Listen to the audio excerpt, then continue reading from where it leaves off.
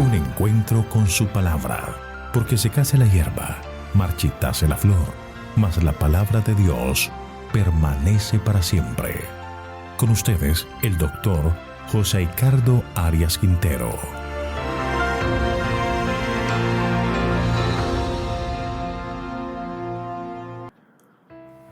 Hoy vamos a estudiar Mateo capítulo 15, lo que contamina al hombre. Para ello vamos a orar. Querido Señor, en este momento especial te agradecemos por tus maravillosas y múltiples bendiciones. Te pedimos, Señor, que nos ayudes para que al estudiar tu palabra podamos entender el mensaje que tienes para nosotros. Guíanos con el poder de tu Espíritu, para que podamos, Señor, adorarte en espíritu y en verdad. Gracias, Señor, por escucharnos y otorgarnos la oportunidad de conocer cuál es tu voluntad. Lo pedimos en Jesús. Amén.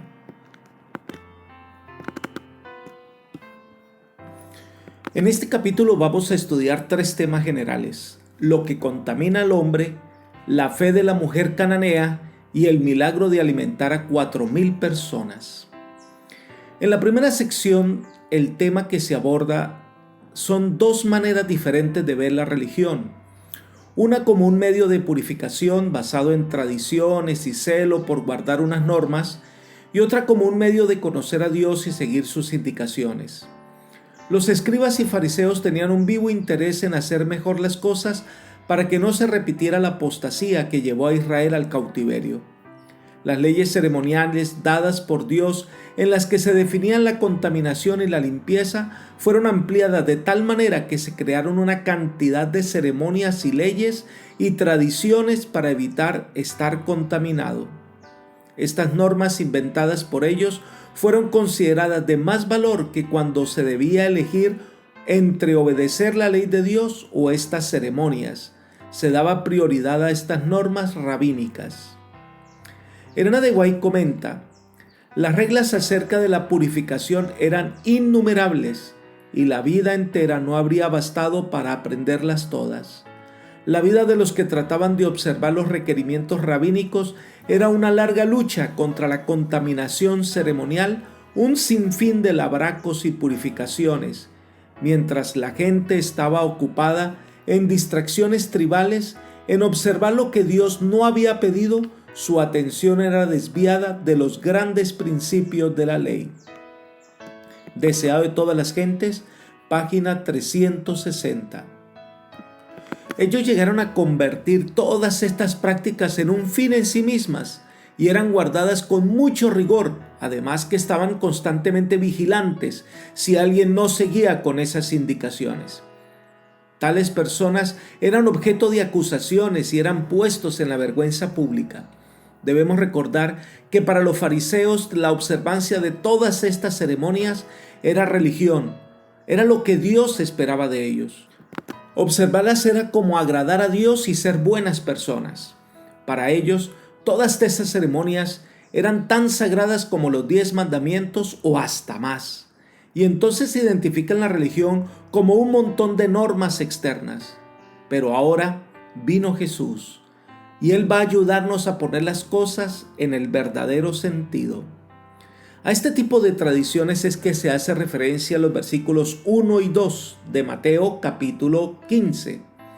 Al parecer, los discípulos de Jesús no estaban observando toda esta cantidad de normas de purificación, y ellos simplemente comen sin lavarse las manos, una falta que por demás era considerada grave. Pero vean el reclamo que le hacen a Jesús. Leamos: ¿por qué tus discípulos quebrantan las tradiciones de los ancianos? Aquí los escribas y fariseos reconocen que este no es un mandamiento de Dios, sino una tradición de los ancianos. Hay 2 cosas. Número 1, esta acusación es sobre Jesús. ¿Por qué Jesús permite que se quebranten las tradiciones? Estas tienen tanto valor para ellos como la ley de Dios. Y número 2, cada vez que la obra de Dios se abre paso, el enemigo de las almas incita conflictos basados en cosas de menor importancia. pero que son exageradas hasta ubicarlas y darles el valor incluso de un mandamiento divino. ¿Cuántas veces se refleja esta realidad en la iglesia moderna? En pleno siglo XXI, los más grandes debates en la iglesia giran en torno a normas o tradiciones que incluso el mismo Dios no nos ha dicho que observemos. Muchas veces estas tradiciones son elevadas al nivel de principios y son observadas con mayor rigor que incluso dejan los mandamientos de Dios en segundo plano. Tengamos mucho cuidado de convertirnos en fariseos y saduceos modernos, creando un sinnúmero de tradiciones y convertirlos en norma para los demás. La respuesta de Jesús no fue directa, sino que lo lleva a analizar de cómo las tradiciones se le está dando mayor importancia que a los mandamientos de Dios. Este es el tema de los versículos 3 al 11. El quinto mandamiento de la ley de Dios trata sobre honrar a padre y madre. Este mandamiento debe entenderse en su contexto. Es un principio aplicable en todas las épocas. Los hijos que tienen un padre y una madre y que fueron cuidados por ellos, que fueron amados y criados con dedicación, si no son capaces de amar a quienes ven, ¿cómo pueden amar a Dios a quien no ven? Ahora, en la legislación hebrea, un hijo que deshonra a sus padres era digno de muerte. Pero ahora, ellos con sus tradiciones habían permitido que los hijos deshonraran abiertamente a sus padres, no cuidando de ellos en su vejez. Recordemos que en Israel el valor familiar era muy importante. No existían seguros para la vejez, ni tampoco geriátricos. Era deber de los hijos velar por el bienestar de sus ancianos padres. Pero algunos egoístamente, para evitarse el compartir lo que tienen con los padres, declaraban lo que tenían como corbán. Esto significaba lo he consagrado a Dios. Entonces podían seguir disfrutando de todo lo que tenían mientras vivían y al morir sus bienes pasaban al templo y de esta manera ya no tenían ninguna obligación con sus padres. Esta era una tradición que colocaron por encima de la ley de Dios. Entonces Mateo hace referencia que esto cumple otra profecía del Antiguo Testamento donde Isaías afirma que este pueblo de labios me honra, mas su corazón está lejos de mí, pues en vano me honran, enseñando como doctrinas mandamientos de hombres. Dos cosas se destacan de este pasaje. Número 1, no hay adoración sincera, no hay adoración que brote del corazón.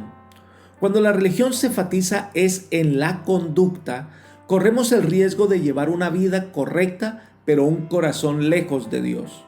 La adoración verdadera debe ser en espíritu y en verdad. Dios busca adoradores sinceros que sientan alegría de estar ante la presencia del Señor. En segundo lugar, se destaca que se enseñan mandamientos de hombre como si fueran mandamientos de Dios. Esta gente toma normas, costumbres e inventan tradiciones y le dan el estatus de mandamientos de Dios. Llegan a afirmar: esto es lo que Dios quiere, como si realmente ellos lo hubiesen preguntado a Dios. Elena de White dice: todos aquellos que aceptan la autoridad humana, las costumbres de la iglesia o las tradiciones de los padres, presten atención a las amonestaciones que encierran la palabra de Cristo. En vano me honran, enseñando doctrinas y mandamientos de hombres. Deseo de todas las gentes, página 364. Esta es una de las trampas mortales que el enemigo de las almas cierne sobre la iglesia. Tratar de confundir las tradiciones con los mandamientos de Dios. Elena de White dice: ellos presentan a la gente tradiciones, hipótesis y fábulas de esta clase. Las formas y las tradiciones que imponían hacían sencillamente imposible que la gente supiera si estaban guardando la palabra de Dios o siguiendo las tradiciones humanas. Satanás experimenta un enorme placer cuando puede confundir las mentes en esta forma. Libro Evangelismo, página 159. Tengamos cuidado con esta terrible tentación que como religiosos podemos caer. Debemos tener claro cuáles son los principios ordenados por Dios que deben ser obedecidos como resultado de la obra del Espíritu en el corazón. Y por otra parte, saber cuáles son las normas, costumbres, tradiciones que, aunque son buenas, no son obligatorias ni aplicables a todas las personas. Debemos tener cuidado los predicadores y líderes de la iglesia de estar predicando nuestras opiniones o colocando normas y señalando caminos que Dios no nos ha mandado hacer. Nuestro trabajo es presentar la palabra de Dios, no nuestras opiniones o nuestras costumbres o nuestras tradiciones. No debemos imponer sobre otros lo que a nosotros nos parece. Lo que debemos es presentar un así dice Jehová. Sigamos estudiando Mateo capítulo 15. Dice que Jesús reúne a las personas para concluir su discurso, versículos 10 y 11. Y llamando así a la multitud les dijo: oíd y entended. No lo que entra por la boca contamina al hombre, pero lo que sale de la boca, esto contamina al hombre. No son las cosas externas lo que nos contamina en lo que tiene que ver con el alma, con el corazón. Lo que nos contamina a nosotros es lo que tenemos en nuestro corazón. No es lavándose las manos como se limpia el corazón. La limpieza del corazón es una obra del Espíritu y es allí donde debe estar nuestra atención. El comer sin lavarme las manos no me va a descalificar ante Dios, sino el que mi corazón albergue codicia, malos pensamientos y maldad. Entonces viene un diálogo entre los discípulos y Jesús sobre lo que tiene que ver con la contaminación. Es la sección del versículo 12 hasta el versículo 20 de Mateo capítulo 15. Los fariseos se ofendieron porque Jesús les estaba moviendo el piso. Ellos habían edificado su religión con base a estas normas y tradiciones. La afirmación de Jesús era más alarmante, era revolucionaria en todo sentido. Si Jesús tenía razón, toda la religión de ellos estaba equivocada. Lo que Jesús les presentaba complicaba las cosas, porque era más fácil lavarse las manos que llevar una profesión de corazón. Es más fácil decir corbán que ayudar a los padres. Una religión de corazón es más complicada. El autor Berkeley comenta: todavía no hemos aprendido del todo esta lección. El asistir regularmente a la iglesia, echar generosamente en la colecta, ser miembros de un círculo de estudio bíblico, son todos cosas externas. Son medios que conducen a la religión, pero no son la religión. Nunca nos podremos recordar a nosotros mismos suficientemente que la religión consiste en una relación personal y en una actitud hacia Dios y nuestros semejantes. Por eso los fariseos estaban ofendidos. Su religión había quedado sin fundamento. Miren lo que Jesús dijo: toda planta que no plantó mi Padre Celestial será desarraigada. Jesús dice que aquello que Él no plantó no es de Él. Las leyes que no fueron puestas por Él, pues no son de Él y deben dejarse. Y aquello que no se identifica con el Señor, pues debe ser desarraigado.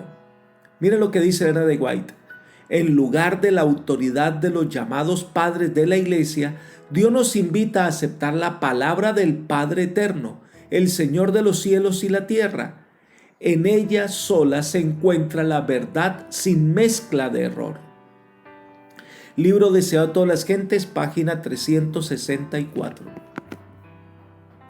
El versículo 14 sigue diciendo: dejadlos, son guías de ciegos, y si el ciego guía al ciego, ambos caerán en el hoyo. Los discípulos no vieron con buenos ojos que estas personas tan importantes en la sociedad judía se enojaran con ellos. Pero Jesús les dice: dejadlos, son ciegos que sirven de guías de ciegos. Es decir, no ven la luz de la verdad.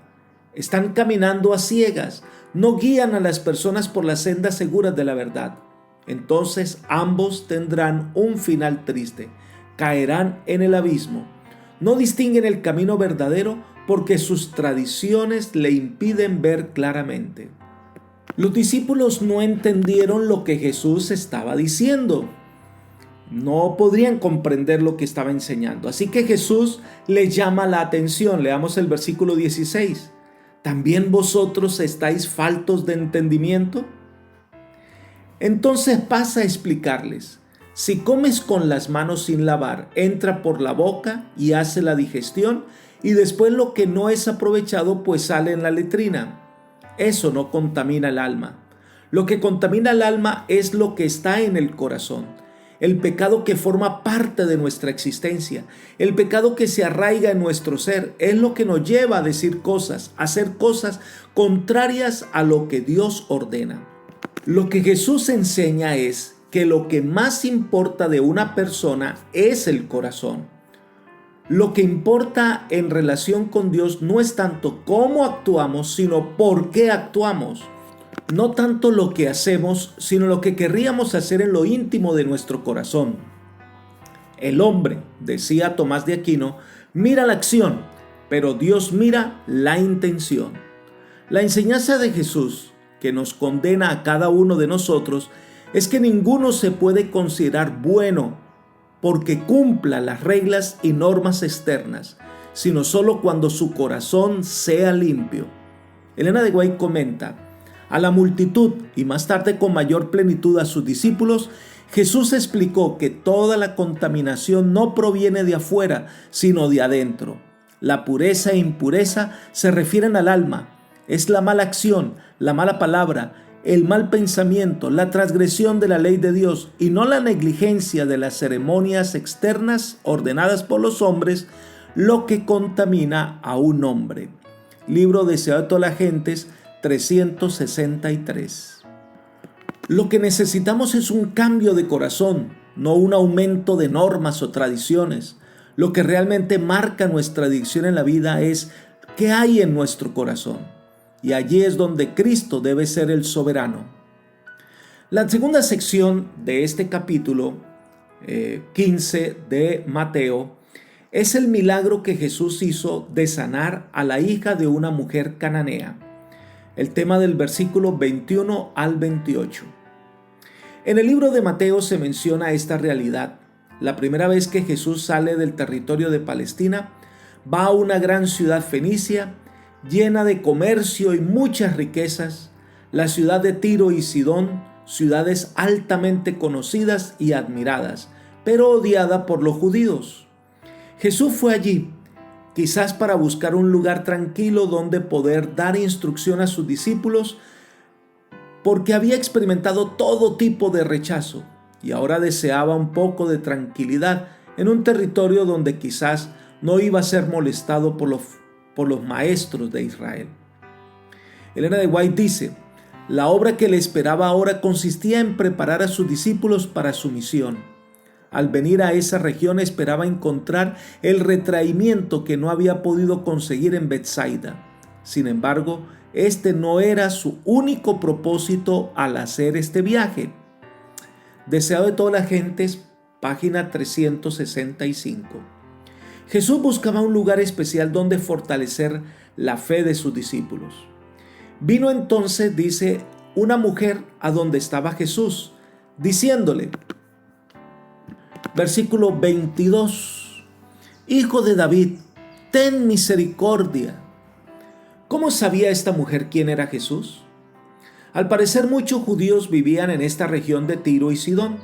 Ellos hablaban sobre el maestro de Galilea que sanaba todo tipo de enfermedad. Esto llegó a oídos de esta mujer que inmediatamente se dispone a buscar a Jesús. Pero algo maravilloso es que Jesús, conociendo a esta mujer, se pone en su camino para que le encontrara fácilmente.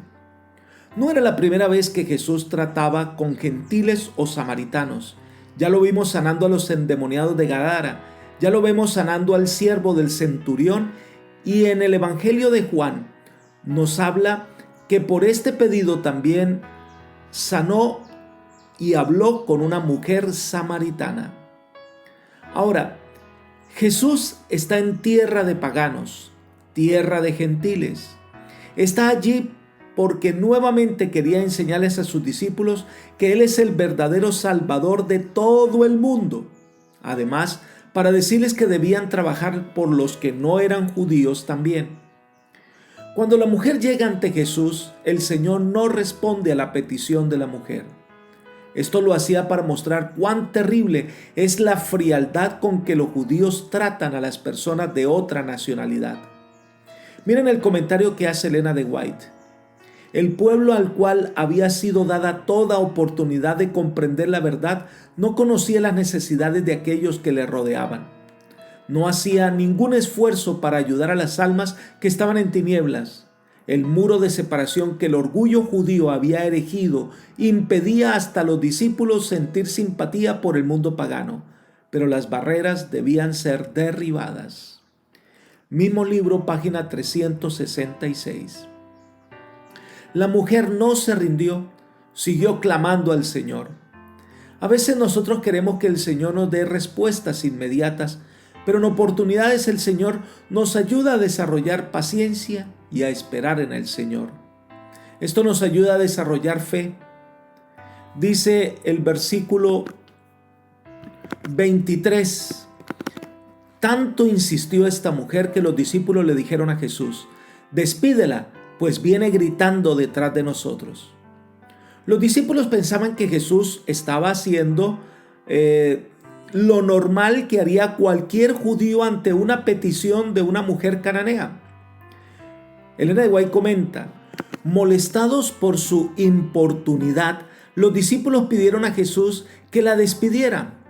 Veían que su maestro la trataba con indiferencia y por lo tanto suponían que le agradaba el prejuicio de los judíos contra los cananeos. Mismo libro, página 366. No solo era una desconocida, sino que era mujer y aún más, era extranjera. Hasta este momento no había cabido para una desconocida mujer extranjera en la idea que se hacían los discípulos de lo que significaba la comisión evangélica. Jesús entonces comienza el proceso de reeducación de los discípulos. Se dirige a la mujer con palabras aparentemente duras. Leamos los versículos 24 al 26. No soy enviado sino a las ovejas perdidas de la casa de Israel. Entonces ella vino y se postró ante él diciendo: Señor, socórreme. Respondiendo él dijo: no está bien tomar el pan de los hijos y echarlo a los perros. Jesús se dirige a la mujer no para echarla, sino para entablar un diálogo con ella. Si era verdad que Jesús vino en primera instancia a estar con su pueblo, a amonestar a su pueblo, pero nunca negó un favor o una solicitud a una persona extranjera que viniera a él. Es el Salvador de todos. La mujer, al postrarse y clamar y llamar a Jesús Señor, pues es el conocimiento de una pobre mujer sobre quién era Jesús y del poder que él tenía. Esta mujer hizo lo que muchos judíos no querían hacer: reconocer a Jesús como el Mesías. Las palabras de Jesús, que no era conveniente dar pan a los perrillos, demuestran el tremendo prejuicio de los judíos. El pan era símbolo del mensaje de salvación confiado a los judíos, pero ellos debían dar ese pan a todo el mundo. Sin embargo, lo guardaron para sí y consideraron que los demás no eran dignos de tan alto honor. Los judíos creían que las bendiciones de la salvación se malgastarían si se les concedía a los gentiles, quienes, según la opinión de los judíos, carecían de la capacidad de apreciar esas bendiciones o de beneficiarse de ellas. Allí estaba Jesús, mostrando de manera real la manera en que Israel se estaba descalificando para ser depositaria de la verdad salvadora. La mujer pudo haberse desanimado ante la insistencia, el hecho que el Señor no quería ni siquiera considerar su petición, y ahora con una respuesta que parecía un insulto para ella.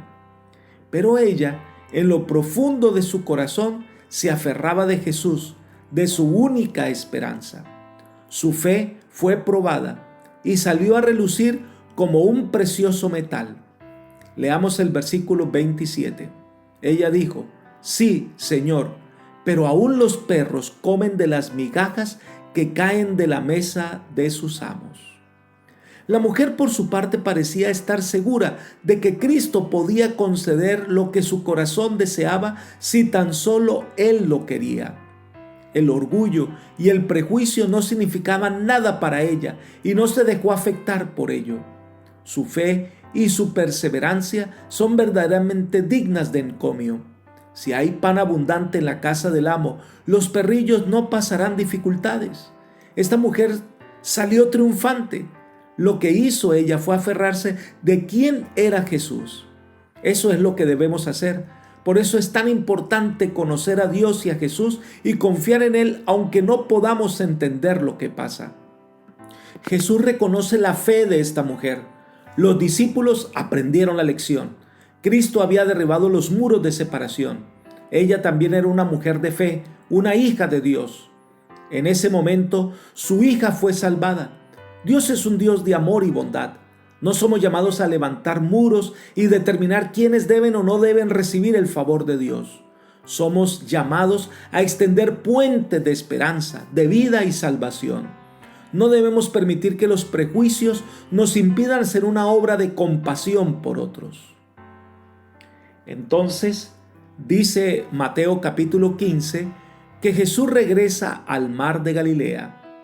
Allí sana a muchas personas que le fueron traídas, versículos 29 al 31. Los milagros de Jesús llevaron a la gente a reconocer la bondad de Dios, daban alabanzas al Señor porque experimentaban verdadera libertad. Leamos el versículo 31, de manera que la multitud se maravillaba al ver que los mudos hablaban, los mancos quedaban sanos, los cojos andaban y los ciegos veían, y glorificaban al Dios de Israel. Reconocían que estas bondades les era dada de parte de Dios. Y termina el capítulo 15 de Mateo hablando del milagro de la multiplicación de los panes y los peces, versículos 32 al 39. Jesús no estaba solo preocupado por impartir el mensaje, no estaba solo interesado en dar enseñanzas, Él estaba interesado por las personas. Las personas son más importantes que las normas. Allí estaban estas personas que tenían una gran sed y hambre espiritual. Venían a encontrar solución a sus problemas. Algunas de ellas habían caminado mucho tiempo. Venían a ver el Salvador. Leamos el versículo 32. Jesús, llamando a sus discípulos, dijo: Tengo compasión de la gente, porque ya hace 3 días que están conmigo y no tienen qué comer, y no quiero despedirlos en ayunas, no sea que se desmayen en el camino. Jesús tuvo compasión de ellos porque no tenían qué comer de regreso a casa. Se preocupó por las cosas más sencillas de la vida. Qué consideración la del Señor. La gente tenía hambre y Jesús estaba preocupado por su bienestar físico, así como lo había estado por su bienestar espiritual. Así que pregunta a sus discípulos, pero ellos no saben qué hacer. Jesús pregunta por lo que hay, y entonces dice: hay 7 panes y pocos peces. Y Jesús hizo el milagro, y todos allí comieron, y hasta sobraron 7 canastas. Porque las bendiciones de Dios sobreabundan. La Escritura dice que alimentó a 4,000 hombres, sin contar las mujeres y los niños. Esta es una muestra que Dios se preocupa por todas nuestras necesidades, incluso aquellas que parecen insignificantes o básicas. Dios nos ama, está preocupado realmente por cada uno. Cada persona es valiosa a los ojos de Dios. Apreciado amigo y hermano, hoy este Dios de amor, ese Salvador que camina en Galilea y caminó en Tiro y Sidón, está a nuestro lado, dispuesto a darnos sus dones. Es hoy el día de confiar en Él, de conocerle y amarle de corazón. Que el Señor te bendiga y te guarde hoy, y te guíe por sendas de justicia, por amor de su nombre. Es mi oración por ti. Amén.